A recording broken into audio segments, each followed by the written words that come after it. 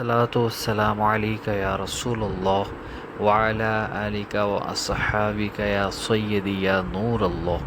آج ہم ایک بہت ہی خوبصورت صحیح حدیث سننے کی سعادت حاصل فرمائیں گے۔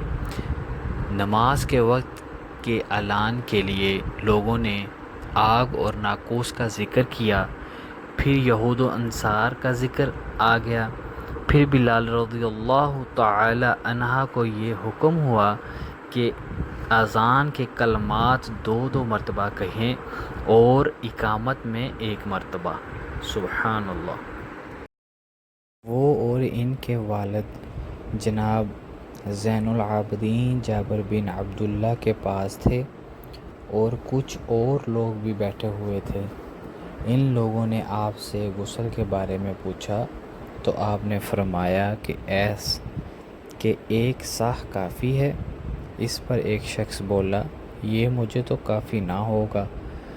حضرت جابر رضی اللہ تعالی عنہ نے فرمایا کہ یہ ان کے لیے کافی ہوتا تھا جن کے بال تم سے زیادہ تھے اور جو تم سے بہتر تھے، یعنی رسول اللہ صلی اللہ علیہ وآلہ وسلم۔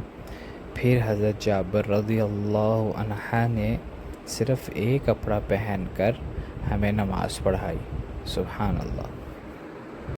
میرے پاس تمہارے چاچا کے بیٹے، ان کی مراد حسن بن محمد ابن حنیفہ سے تھی، یا آئے۔ انہوں نے پوچھا کہ جنابت کے غسل میں کیا طریقہ ہے؟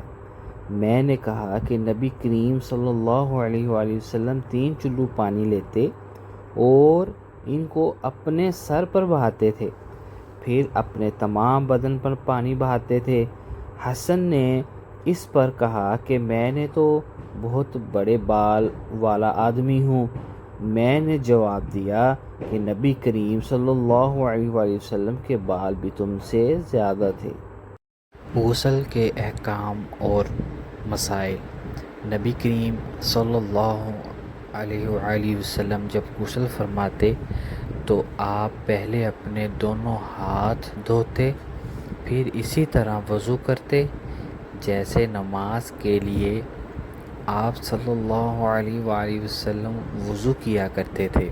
پھر پانی میں اپنی انگلیاں داخل فرماتے اور ان سے بالوں کی جڑوں کا خلال کرتے، پھر اپنے ہاتھوں سے 3 چلو سر پر ڈالتے، پھر تمام بدن پر پانی بہاتے۔